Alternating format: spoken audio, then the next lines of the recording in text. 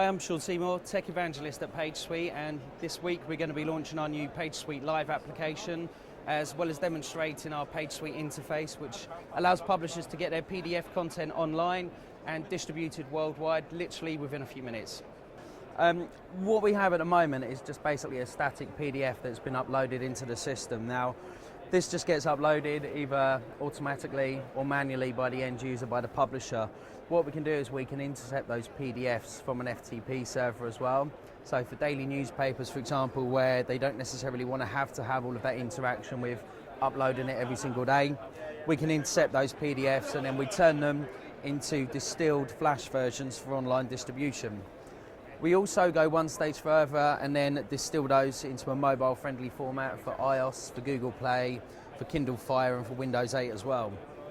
So at the moment what you can see is this is just a pretty simple page-turning format of the magazine.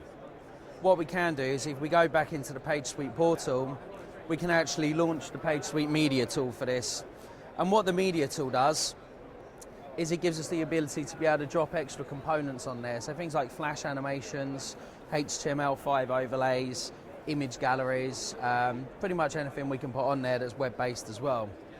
So this is the media tool that's in here, and it's a very simple interface that we can use over here to add things like video components as well. So this is a demo account at the moment. I've got a few components in there. So what I'm going to do is, let's say advertising is a key component for one of our clients. What I may want to do is add a little flash animation on top. So what we can do is we can select this little option here to add a flash animation.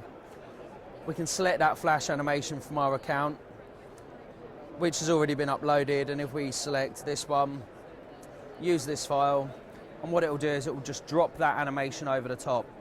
So you can see at the moment it's a solid colour on there, and we can actually take transparencies into account on this as well. And all we do is just select this one, tell it to take the transparencies out, move that component to wherever we want it to finish, and then we can also resize this as well. So I'm going to resize this one a little bit and have this one so it finishes there. And what you'll see is these changes are pretty much instant as well. So as soon as we add these components on top and hit the save button up here, it will save that current page. We can then go back to the live edition, and if we refresh this page, well, you'll see the animation coming through down there. And it's as simple as that to add things like flash components on top. If we wanted to go one stage further and then add things like video functionality to these as well, there's a few different options for video functionality. If we're going to feed into the app, we can integrate with anything that's web-based, so things like Vimeo, YouTube service as well. If we're talking about mobile applications, then generally we try and avoid any flash components because of incompatibility on things like Apple devices. But for these ones, what we can do is we can just select this option here, add a video clip, and we can tell this video clip wherever we want it to end up. So again, let's just have this little video clip so it ends there. We can select a video clip that's already been uploaded into our account, or we can integrate with one that's live, something like YouTube, like I mentioned earlier. For this one, I'm just going to select Adidas Original Star Wars. Okay, so it's resized to the native aspect ratio on this one, which is 21:9. So we can resize that and it will always keep that aspect ratio. Or what we can do is we can go across to one of these tabs over here and we can deselect maintain aspect ratio, and then we can just drop this box wherever we want it to be, resize it to fit in there, and then just press save.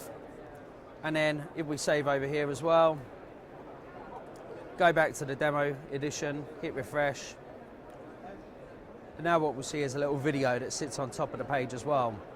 So we can go a few stages further on these as well. We can do things like setting the videos to autoplay, we can set them to fly in, to animate, to bounce in, to spring in, pretty much anything on there. So that's how we add core components to these as well. What we can also do is we can do something called web overlays, where we can use a straightforward web link. And if we wanted to add a web link on these, and this one is pretty much more relevant for mobile applications, so I won't be able to show it to you on this one because we don't have the app in front of us.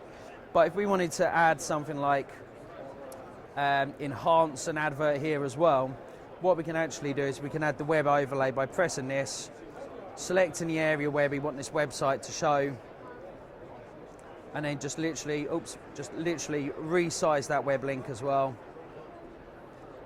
and then we can feed through any website down there. So let's say, for example, it's an advert for DVDs or Blu-ray, any kind of interactive media, videos, for example, or anything where advertisers have got additional content.